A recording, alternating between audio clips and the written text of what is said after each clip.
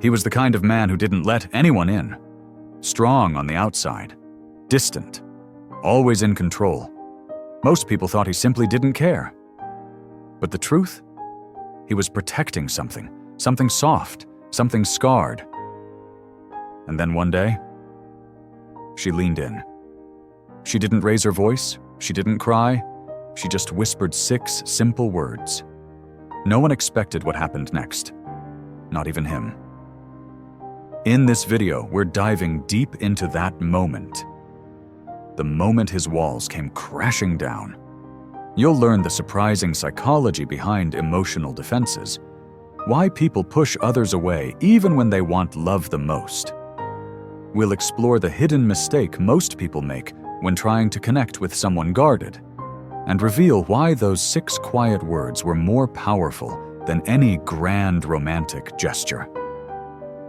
This isn't just a story, it's a mirror.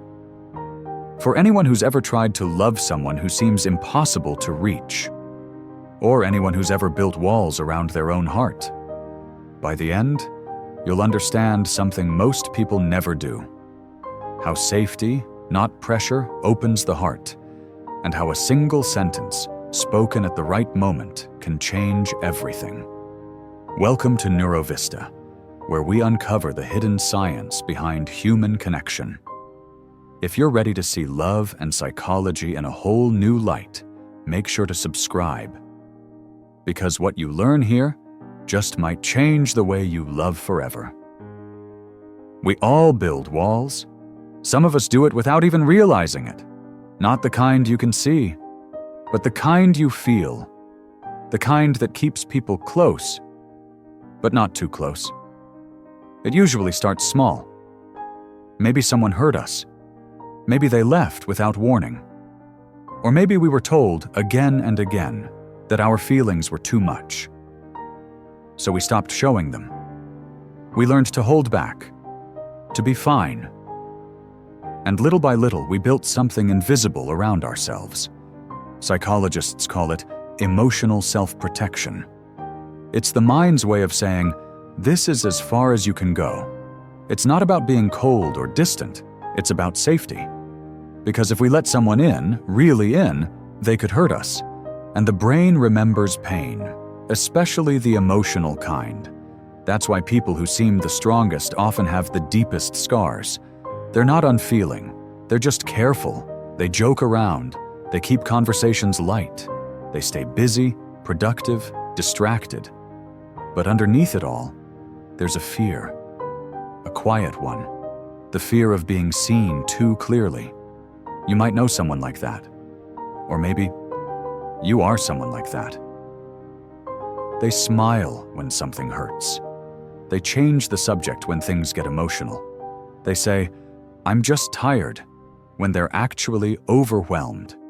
They give just enough to keep things going, but never enough to risk being truly vulnerable. And it makes sense, doesn't it? Vulnerability is exposure. It's like handing someone the most fragile part of you and hoping they don't drop it. That's why the brain builds these defenses.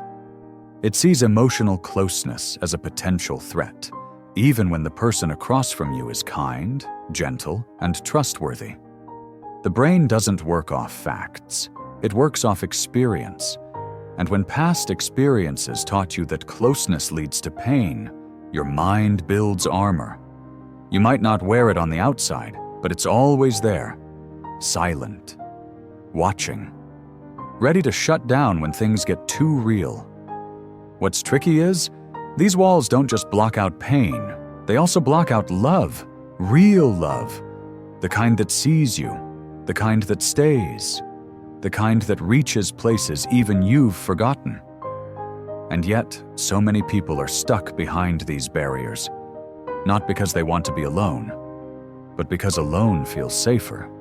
It feels easier than risking heartbreak again, even if, deep down, they're longing for someone to come closer, someone patient, someone who doesn't push, someone who sees through the walls, but doesn't try to tear them down too quickly. Because those walls, they're not there for no reason. They were built for survival. But sometimes, when the right words are spoken, softly, honestly, something shifts. Not all at once, but slowly, brick by brick. The defenses begin to loosen. The heart begins to listen. And that's when everything changes. Guarded people don't always seem guarded. They smile. They laugh at your jokes. They might even flirt back, tell stories, open up just enough to keep things flowing. On the surface, they look confident, calm, independent, like they've got it all figured out. But love? Love reveals what's underneath. See, they don't fear closeness the way most people think. They want it, sometimes more than anyone. But at the same time, it terrifies them. Not because they don't care, but because they care too much. And that kind of feeling is dangerous when you've been hurt before. You'll notice it in small ways. When the conversation starts getting emotional, they pull back. When someone compliments them, they brush it off. When you try to really see them, to ask what's beneath the surface, they get quiet, or they change the subject, or they make a joke. It's not that they're rejecting you. It's not even about you. It's about protection. Guarded people are always scanning the moment, not for threats to their body, but to their heart. They've trained themselves to be alert, to spot danger in softness, because being known fully, deeply, means being vulnerable. And vulnerable has never felt safe. That's why love feels so complicated to them. They crave deep connection, but it also feels like a risk they're not ready to take. They might pull you close, then push you away. Not because they're playing games, but because part of them wants to be held while another part is already looking for the nearest exit. They can give a lot in relationships: support, loyalty, laughter, even physical affection. But emotional intimacy, the real kind, takes time. It's not rejection they fear most. It's exposure. The idea that someone might see the pieces they've worked so hard to hide, and then walk away. So they protect those pieces at all costs, not because they're cold, but because they remember what it felt like when those pieces were used against them. Maybe it happened years ago. Maybe it happened over and over. Whatever the story, the wound is still there, even if they don't talk about it. You might notice that they don't ask for much. They don't like feeling like a burden. They'd rather handle things on their own, even when they're struggling. If they need something, they'll hint instead of ask. If they're hurt, they'll pretend they're fine. And when they say, "It's no big deal," it usually is. But here's what's important to understand. Guarded people aren't trying to keep love out. They're just trying to keep pain out. Sometimes those two things feel like the same door, so they stay half in, half out, wanting to be seen, scared of being seen, hoping someone might understand without needing them to explain, hoping someone might stay even when they flinch. And slowly, if they feel safe enough, they start to show up differently. It happens without thinking. Someone pulls away, and we move in closer. They go silent, so we start talking more. We try to fix the silence, fill the space, prove that we care. Because in our minds, closeness is comfort. If we just love them harder, maybe they'll let us in. But here's the thing most people miss. Pressure doesn't melt walls. It makes them stronger. See, when someone is emotionally guarded, their nervous system is already on high alert. They've learned to protect their feelings by controlling what gets in. And when someone comes in fast, asking for more, pushing for deeper connection, needing answers, they don't feel loved. They feel cornered. The brain reads that kind of energy as a threat, not support. Even if it's coming from a good place, even if the words are gentle, even if the heart behind them is sincere. This is where it gets confusing, because we're taught to show up, to be present, to not give up on people. But when someone is emotionally guarded, too much emotional intensity can feel overwhelming. Not because they don't want connection, but because it triggers old fear. Fear of being trapped, fear of being judged, fear of being exposed and not accepted. So they shut down more, not to punish, but to protect. And what do? We try harder. We send long messages.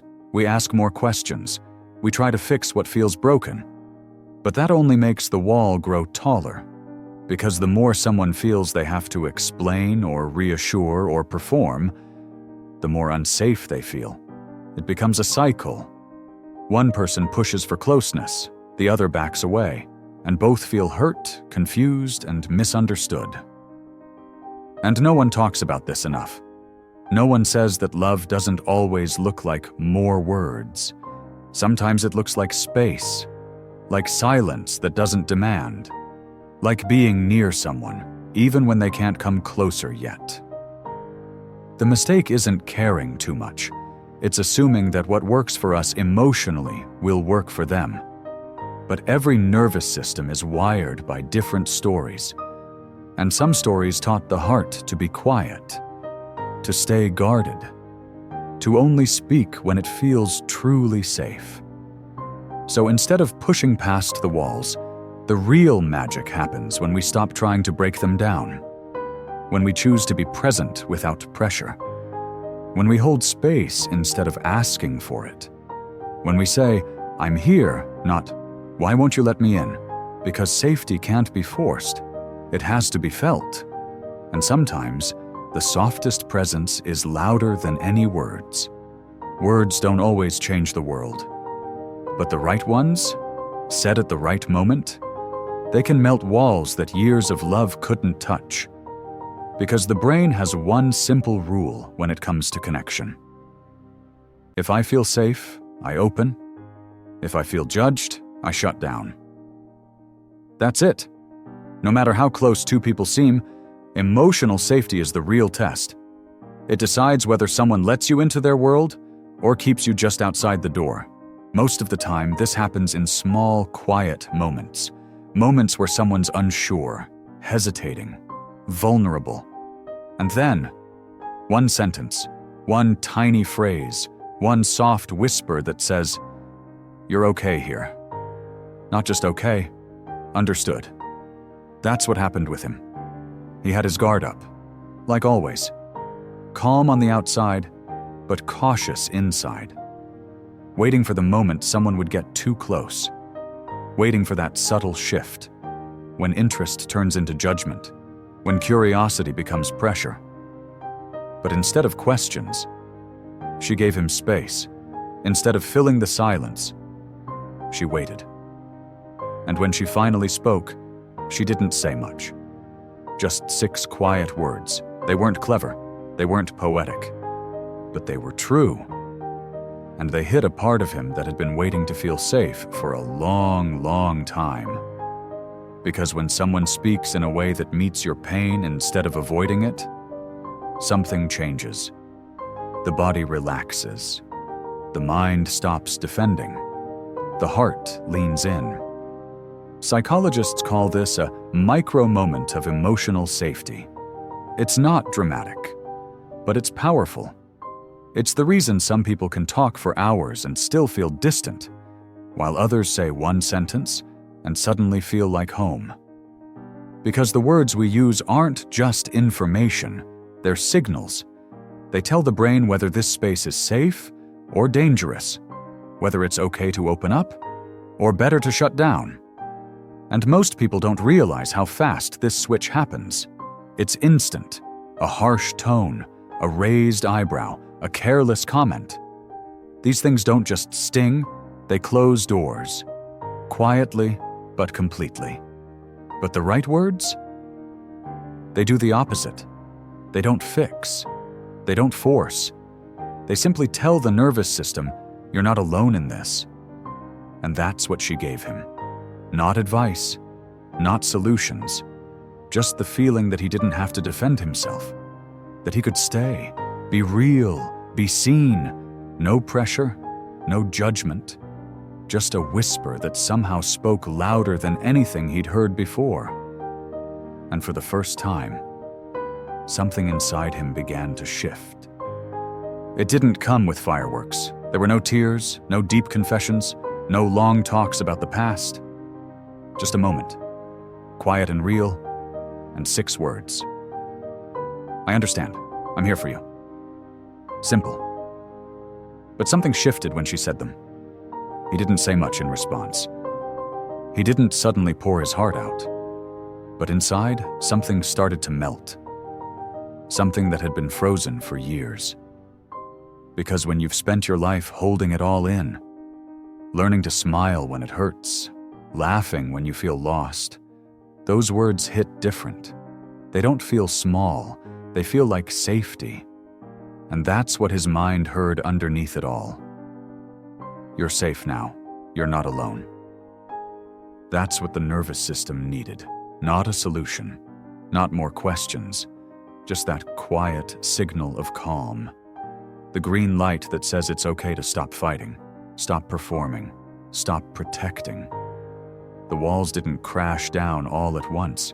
They never do, but they started to loosen. Just enough for him to breathe deeper, to look her in the eyes a little longer, to stop pretending he didn't feel things. Those 6 words, they weren't magic, but they were the opposite of pressure. They didn't ask for anything. They offered presence. And when someone's been guarded for a long time, that's everything. Because guarded people don't need someone to fix them. They need someone who won't run when the armor comes off. They need to know that if they stop pretending, they won't be left. That if they open up, even just a little, they'll still be accepted. And that's what those 6 words gave him. Not a grand declaration, not a dramatic moment, just the soft feeling of you're allowed to feel what you feel. That changes everything. Because when a person finally hears words that don't judge, don't fix, don't rush, they hear permission. Permission to stop hiding. Permission to be messy. Permission to heal. He didn't expect it. He didn't ask for it. But those words reached the part of him that no one else could touch. And that's how it begins. Not with loud passion, but with quiet safety. Not with someone pushing through his walls, but with someone standing still and whispering through the cracks. I understand. I'm here for you. And in that moment, his nervous system, always so tense, so ready to defend, finally exhaled. He didn't fall in love right then, but he let himself feel again. And for someone who's spent years behind walls, that's the bravest thing in the world. He didn't know the science behind it, but his body felt the shift. Something softened. Something opened. And it started with 6 quiet words. I understand. I'm here for you.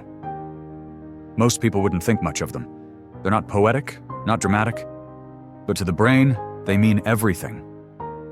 I understand is not just a phrase, it's validation. It says, your feelings make sense. You're not overreacting. You're not broken. And that changes how the brain reacts. Because when someone feels judged, their brain goes into protection mode. The amygdala, the fear center, lights up. It's the same part of the brain that activates when you're in danger, even in emotional situations. But when someone hears, I understand, that alarm starts to quiet down. The brain says, maybe I don't need to fight this. Maybe I'm not in danger. It's like switching off an internal warning signal that's been stuck on for years. Now, add the second part. I'm here for you. That's presence. It tells the nervous system, you don't have to go through this alone. And something powerful happens when those 2 phrases come together. Validation plus presence equals safety.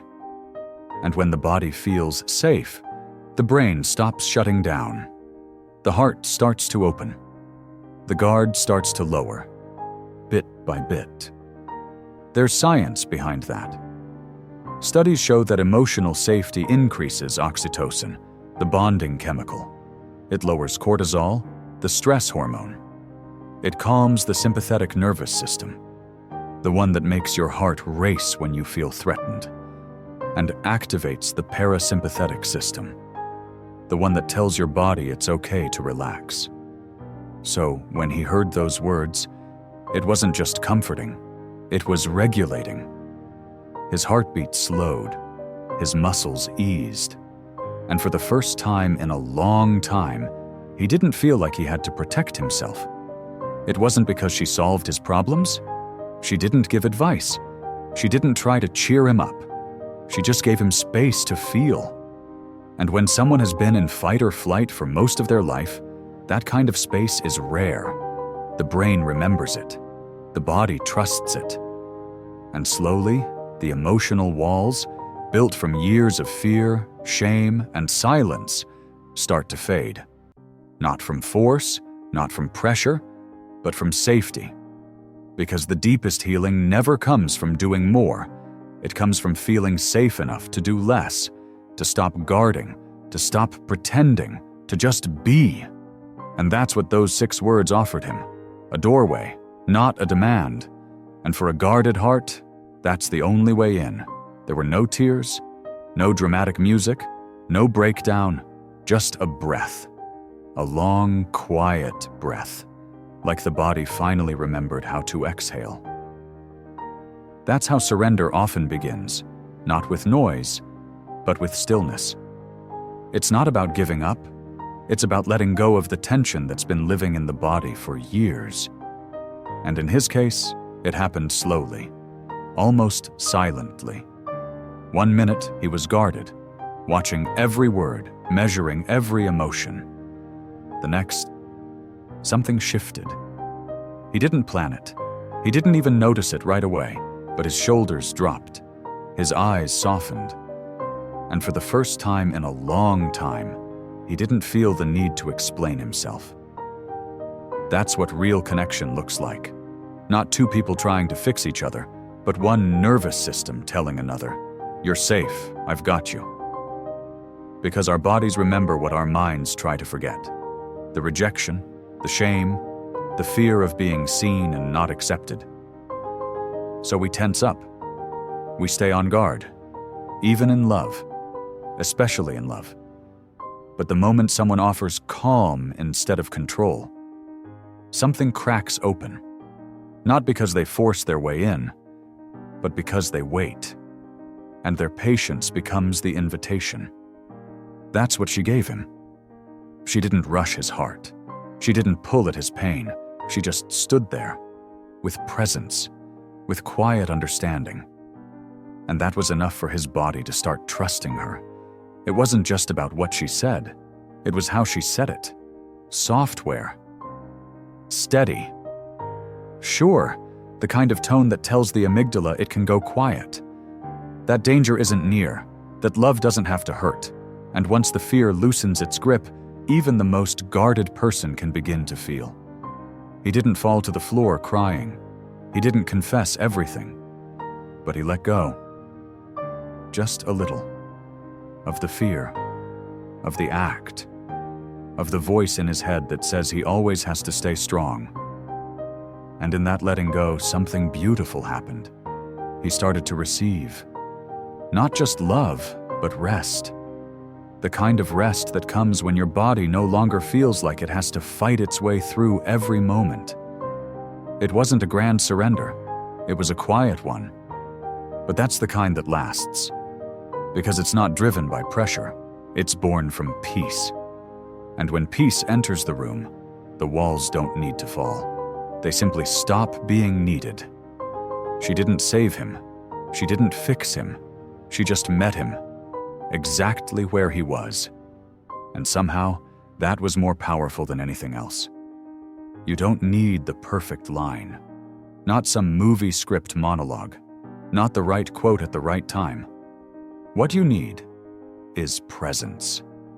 Because the truth is, people don't remember your exact words. They remember how you made them feel. And in moments when someone is guarded, hurt, afraid, or just unsure, your energy speaks louder than anything else. We often try too hard to say the right thing. We plan our words like strategies. Like if we say this, they'll respond with that. But connection isn't a chess game. It's not about winning. It's about feeling safe. And safety is never created through pressure. It's built in small moments, soft tones, pauses that say, "I'm not here to fix you. I'm here to feel this with you." The brain doesn't respond to logic in emotional moments. It doesn't care if what you're saying makes sense. It cares whether it feels safe. That's how trust is formed, not through explanations, but through the emotional tone behind your presence. Even silence, if it's warm and accepting, can feel like comfort. And when someone feels that kind of safety, they begin to let you in. Not because you pried, but because their guard finally said, "Maybe this person won't hurt me." And that's the moment everything starts to shift. So what can you learn from this? You don't need big gestures. You don't need perfect timing. You just need to slow down, to be there, really there, and to let your presence feel like shelter, not performance. Say less, feel more, pay attention not just to their words, but to the silence between them.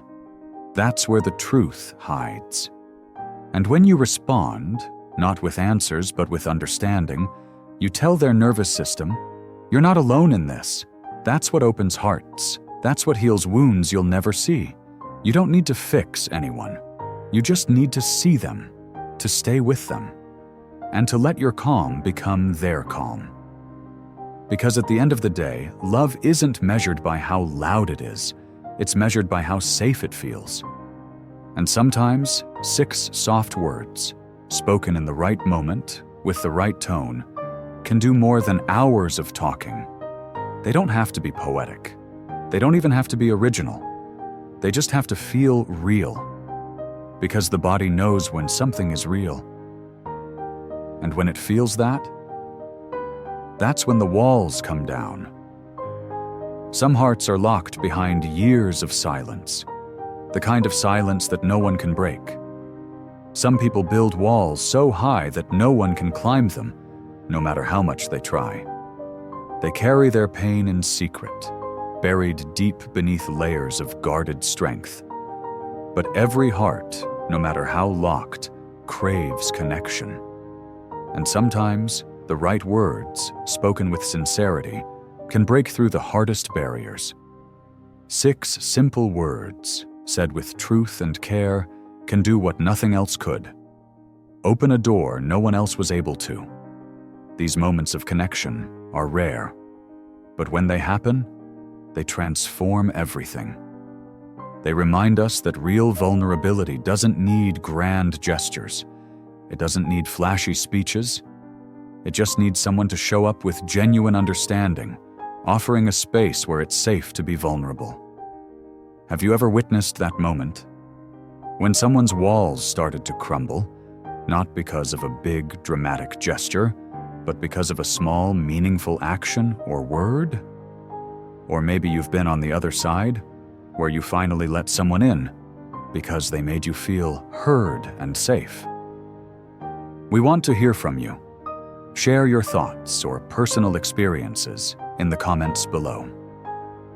What was the moment that changed your connection with someone?